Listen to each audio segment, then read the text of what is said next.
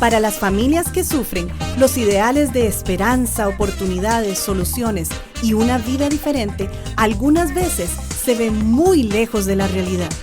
Levanta propone una solución alternativa a lo que hasta hoy se ha oído con relación a la familia, matrimonio e hijos azotados por la violencia doméstica. Hoy proponemos un camino más alto, uno que levanta a los caídos y oprimidos, dando voz a quienes no la tienen. Y ahora con ustedes, Levanta. Un saludo muy cordial en este 2022. Gracias a Dios que nos ha permitido vida hasta este momento. Bueno, vida tenemos en Él, pero hablo de una vida temporal. Y posiblemente cuando ha pasado, Alonso, te saludo primeramente. ¿Cómo has estado? Muy bien, gracias a Dios. En un nuevo año y listo. Un gusto estar con vos. No, que te quería comentar que siempre el nuevo año es lleno de propósitos y metas y planes, que eso está muy bien. Sí. Pero el problema es cuando nos vemos que se nos termina la pólvora y volvemos a ciertos patrones. Correcto. Pero eso, vieras qué interesante, porque va a producir un tipo de tensión. Uh-huh. Conocer lo que nos propusimos y conocer que no lo estamos haciendo. Exacto. Vamos a ponerle un poco de complicación y vamos a ponerle nombre conocimiento a cognición. Uh-huh. Entonces, estos dos conocimientos uh-huh. que se desfasan, uh-huh. que no se afinan, es lo que nos da el tema de esta semana, que se llama la disonancia cognitiva. Uh-huh. Dos conocimientos, valga la redundancia, que conocemos, uh-huh. pero que vemos que no se relacionan. Que no son consistentes. Que no son consistentes. O sea, sabemos lo que tenemos que hacer y no lo hacemos. Así es. Y se genera una tensión. Se genera una tensión. Como vos dijiste, muchos nos pusimos, ¿verdad? Metas, objetivos, ¿verdad? En diferentes ámbitos, formas y colores. Uh-huh. Algunos lo consiguen, ¿verdad? Y son consistentes y disciplinados, otros no. Uh-huh. Ahora, los que no, entra esta disonancia, ¿verdad? Yo sé lo que me propuse o sé lo que debo de hacer, pero no lo estoy haciendo indiferentemente por la razón que sea. Y me atrevería a decir que cuando nosotros nos referimos a la verdadera libertad, significa una aplicación del nuevo conocimiento que tenemos. Porque en el mundo hay mucho conocimiento, pero cuando nosotros decimos que la Escritura revela el verdadero conocimiento, uh-huh. la verdad misma, por la persona de Jesucristo, eso es una maravilla. Uh-huh. A la vez, si nosotros, conociendo lo que debemos hacer, y no hacemos lo que conocemos que debemos hacer, uh-huh. es lo que produce una ofuscación en nuestra vida, llamémoslo espiritual, uh-huh. en nuestra vida cotidiana. Total, espiritual, emocional, psicológica. Uh-huh. Es lo que Pablo describe en Romanos 7 cuando dice, hacemos lo que quiero hacer, uh-huh. no lo hago, y lo que no quiero hacer, eso hago. Hay una lucha, por supuesto, entre las naturalezas y desde una perspectiva teológica, pues estamos hablando de esa lucha entre la carne entre ambas naturalezas. Exacto. Pero lo que esa expresión muy clara, ¿verdad? Disonancia cognitiva, es decir, sé que tengo que hacer y no lo hago, genera una tensión. Ahora, sí. Reflexionar en la palabra de Dios se transforma por la acción del Espíritu Santo, según Romanos capítulo 12, 1 y 2, en un cambio espiritual, psicológico y moral. Sí. Hay una transformación, o sea, vamos aprendiendo... De nuestra mente. Correcto, nuestra mente, que es la esencia, mente o corazón, ¿verdad? Mente/corazón, uh-huh. que es lo que la Escritura usa para referirse al centro de control de nuestra vida. Hay una transformación. Ahora, sabemos qué hacer, la teoría, cómo vivir. El asunto es que no lo hacemos. Y genera esa tensión que vos hablas. Y es que con la regeneración, que es el nacimiento por la fe en la persona de Jesucristo, una nueva vida, uh-huh. el Espíritu Santo nos va haciendo más sensibles. ¿Por qué? Porque nos va dando el verdadero conocimiento, lo va tomando de Jesucristo, lo traslada uh-huh. al creyente. Vamos siendo más sensibles entre el discernimiento del bien y el mal, según lo que habla Hebreos 5:14. Tenemos ese discernimiento. Es una operación por gracia, porque nosotros, por nosotros mismos, no sabemos identificar qué es lo bueno y qué es lo malo según los principios de Dios. Para nosotros lo bueno, para Dios puede ser lo malo, y para nosotros lo malo, para Dios es lo bueno. Correcto. Así que el Espíritu Santo nos ayuda en ese discernimiento. Pero en esa sensibilidad, ¿qué pasa? Pues va aumentando ese entendimiento de que nuestra vida, posiblemente por decisiones, aún teñidas por el pecado, van contradiciendo esos principios bíblicos de lo que es bueno y lo que es malo. Entonces, es una, digamos así, es una paradoja. O sea, conocer la voluntad de Dios es una bendición. Trae alegría, felicidad, sí. Encontramos la libertad, sabemos que es la verdad absoluta, etc. pero a la vez nos exige una respuesta. Sí. Una respuesta en función de esa verdad que hemos conocido. Y como respuesta, una obediencia. Estos días he estado leyendo Primera de Juan y realmente me pone a pensar qué llamado hace Juan en la primera epístola cuando dice, si decimos que no tenemos pecado, mentimos, le hacemos al mentiroso. Si decimos que tenemos comunión, tenemos que andar como él anduvo. Es esta, ¿verdad? Esta, digo paradoja por usar una expresión comprensible. La alegría de conocer la verdad y la tensión de que algunas veces no la ponemos en práctica. Así es. Qué complicado, ¿verdad? Sí.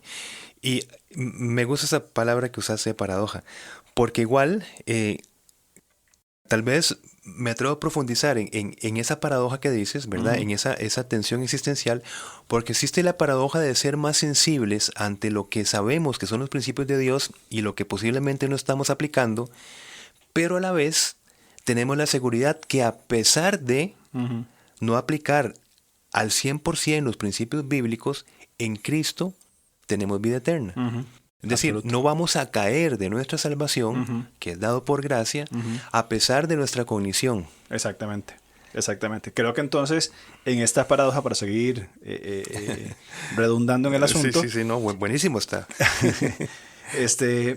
Somos llamados a una consistencia. Creo que eso es muy importante porque, como lo dijimos en otros programas, y lo sabemos bien por la Biblia y por la experiencia, vamos a fallar.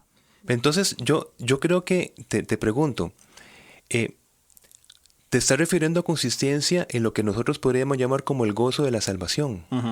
¿Verdad?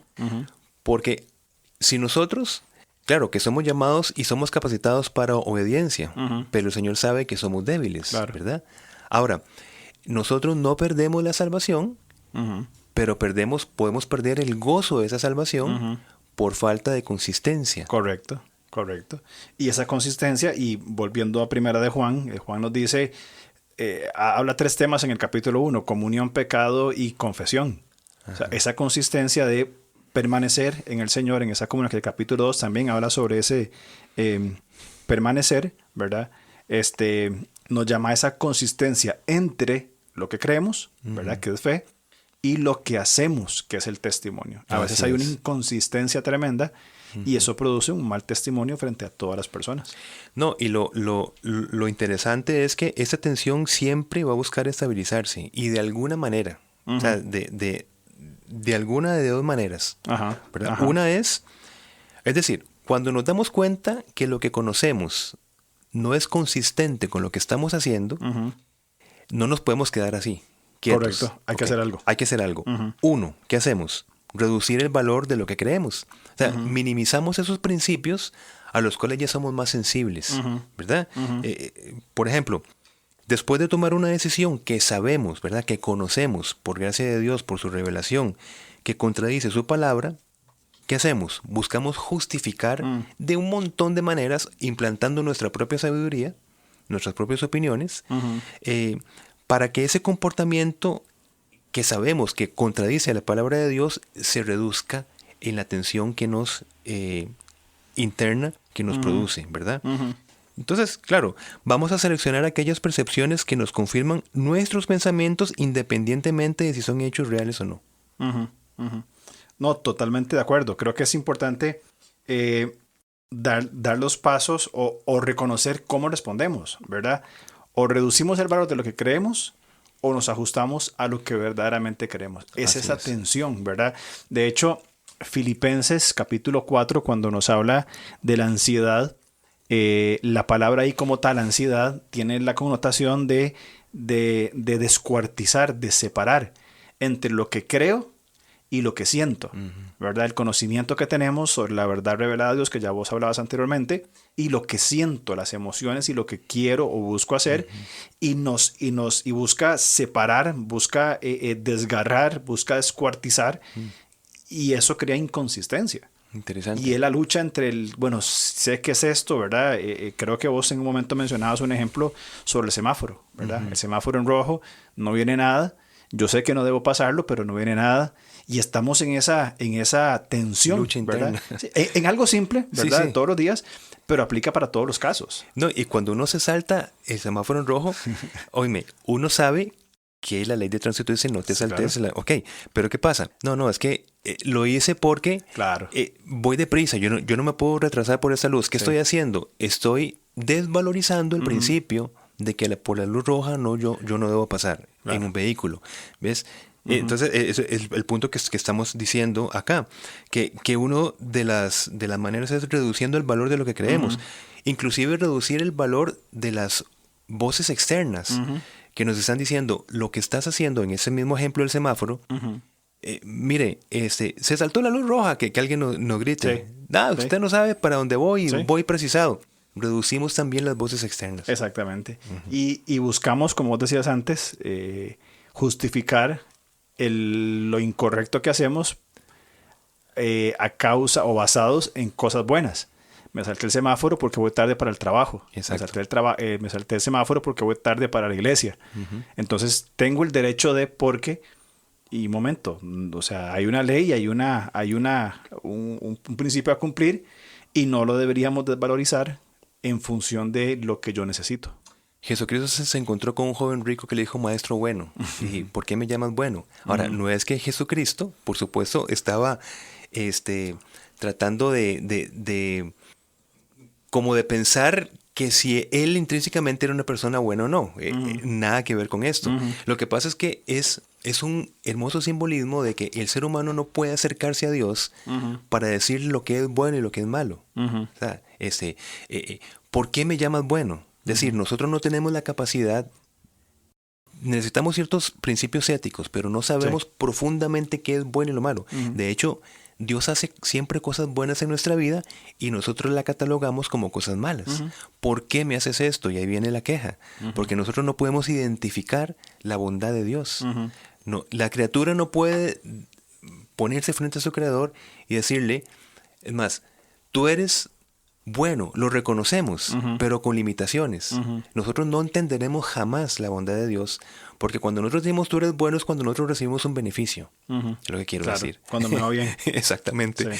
Si no se escribieron los salmos, ¿verdad? Correcto. Que Dios dejó los salmos para darnos a entender de que Dios permanece fiel y bueno a pesar de las contradicciones que vemos nosotros en nuestra vida. Correcto. Parte también importante, y creo que vale la pena mencionarlo, es que tenemos derecho a opinar qué nos conviene o no. Así es. ¿Verdad? Sí. Pero no por esto debemos suponer que nuestras opiniones tienen la última palabra. Así es. Y entonces yo puedo justificarme, siguiendo el mismo ejemplo del semáforo, puedo justificarme en mi opinión que es algo lícito, correcto y permitido saltármelo por lo que sea. Pero esto no implica que sea así. Así es. Y de hecho la publicidad es maestro, ¿verdad? Se encarga de reducir nuestra atención, digamos, cognitiva. Esa atención que conocen y que se estudia, porque es toda una ciencia, ¿verdad? La publicidad, cómo llegamos a manipular los valores, las decisiones de las personas para que hagan lo que nosotros queremos. Si saben, por ejemplo, un fumador, ¿cómo hacemos para que el fumador siga fumando?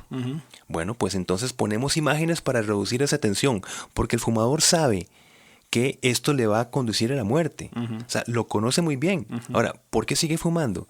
Bueno, porque de algo hay que morirse, por ejemplo. Claro. O por ejemplo, esto da una gran aceptación social, una buena imagen, etcétera. El vendedor que llegamos a una tienda y te dice, mira, comprate esos zapatos, vos sabes que son caros, no los puedes comprar, pero te dice, oye, date un gustito. Claro. ¿Cuándo fue la última vez que te compraste unos buenos zapatos?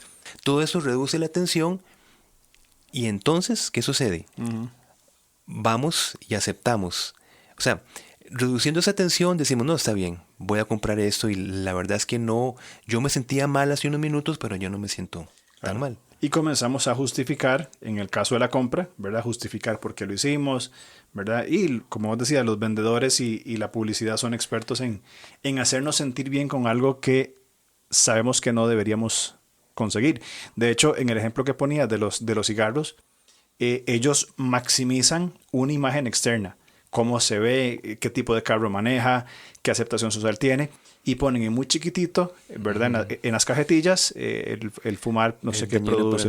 Exactamente, lo más pequeño, lo más tenue que se pueda, ¿verdad? Correcto. En una esquinita. Casi subliminal. Subliminal, sí, exactamente. Y me recuerda a las palabras del gran engañador, con que Dios os ha dicho.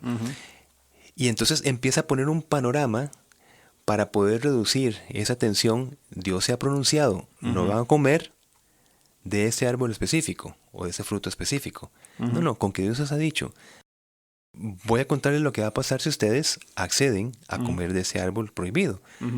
Reduce la tensión, tratando de acomodarlo al tema que estamos hablando. Y entonces, ¿qué sucede? ¡Pum!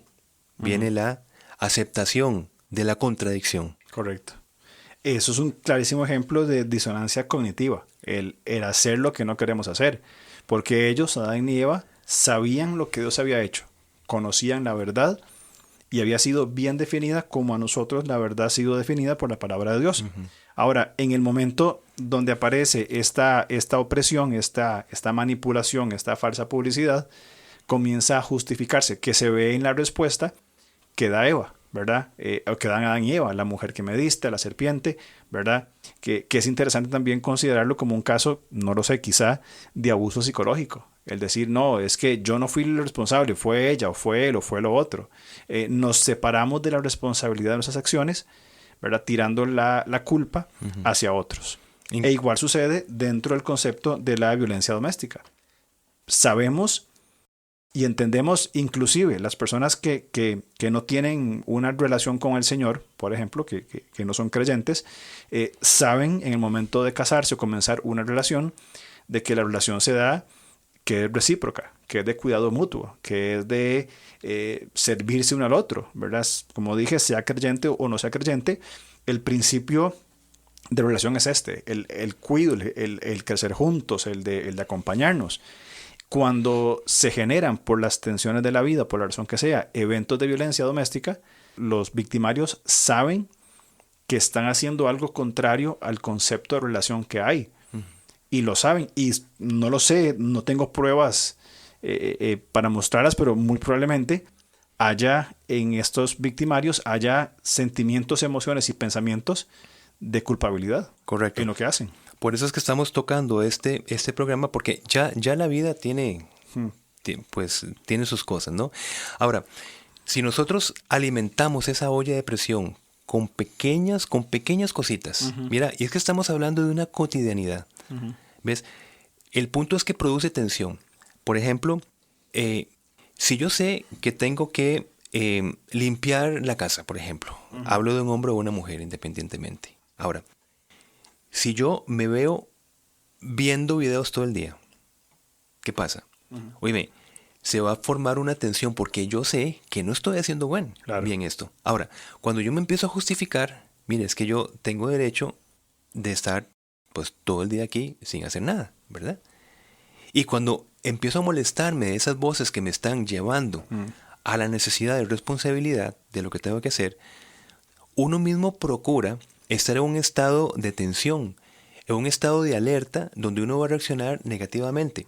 Estamos diciendo que estas pequeñas cosas se van acumulando y llegan a estallar en un acto violento, podemos decir. Entonces, por ejemplo, el hombre que sabe que tiene que salir a trabajar porque está en una situación económica diferente, pero en vez de esto se queda sin hacer nada o haciendo muy poco, ya en sí mismo es una olla de presión. Claro. Pero se lo está haciendo su propia cognición.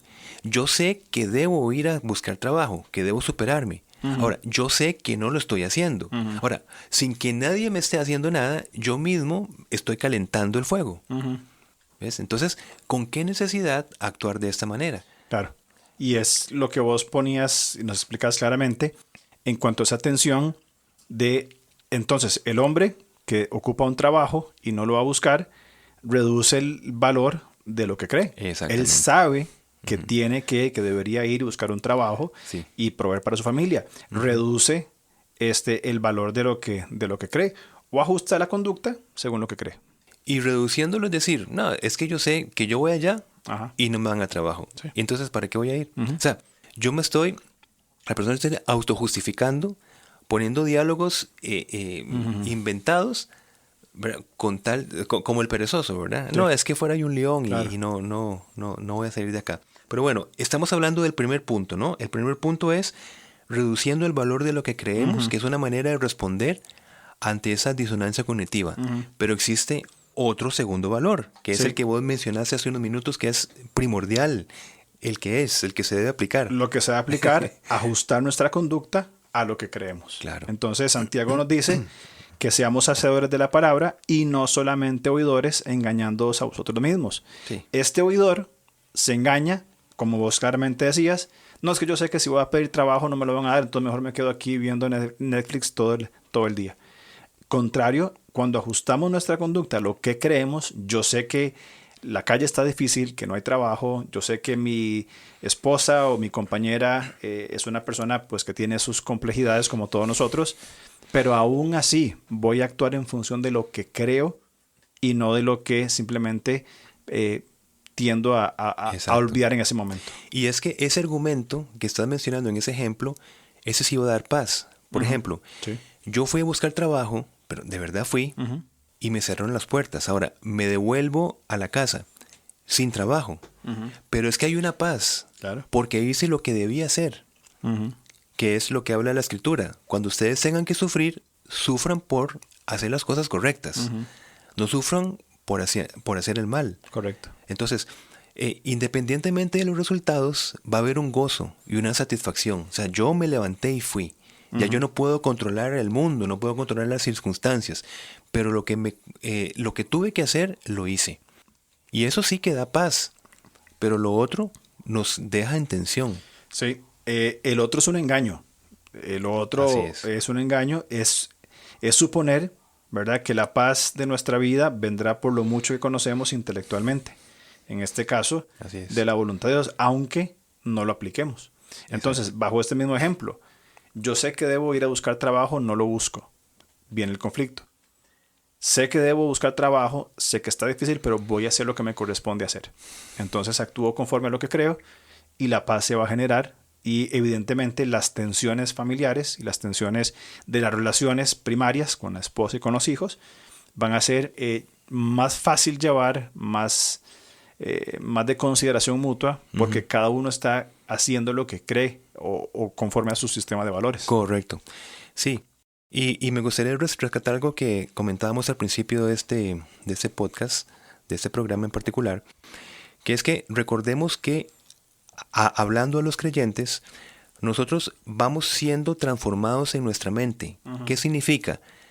Vamos siendo transformados psicológicamente, moralmente y espiritualmente. Hay una transformación. ¿Por qué? Porque es el Espíritu Santo quien genera esa transformación. Claro. Bien, por gracia. La santificación es por gracia. Ahora, a la vez, hay una responsabilidad humana. No que nosotros procuramos nuestra santificación, sino que nosotros colaboramos con la misma. ¿En qué sentido? En que esa transformación de mente vaya siendo aplicada con lo que a nosotros sí nos compete, que es poner en práctica lo que el Espíritu Santo va dando el conocimiento en nosotros que tenemos que hacer. Fallamos entonces en ese proceso que nos lleva al gozo de la salvación cuando nosotros, por nuestra voluntad, que el Señor la permanece en libertad, nosotros decidimos hacer esto o lo otro, que es muy importante. Si nosotros, a pesar de conocer, por gracia, lo que es bueno y que es malo, según la revelación de la Escritura, hacemos lo contrario, somos nosotros los que vamos a vernos afectados en nuestro interior. Nos afectamos interiormente y afectamos nuestras relaciones, nuestros planes, nuestra visión futura, toda nuestra vida se ve afectada. Entonces hay que tener también muchísimo cuidado de la operación que el Espíritu Santo hace, pero que tiene que ir a una conformidad de acciones. Me encantó ese versículo que dijiste, sea hacedores de la palabra y no solamente oidores. Mucha atención del creyente es porque intelectualmente es un oidor, conoce muchas cosas, pero porque vive en una tensión matrimonial, existencial, personal. ¿Por qué? Porque no es hacedor de lo que conoce. Correcto, y en eso concuerdo con vos cuando hablas de que somos colaboradores. A ver, la transformación, si bien es cierto, es por gracia, ¿verdad? La santificación es por gracia. La gracia también nos llama a nosotros a actuar, no es pasiva, es activa.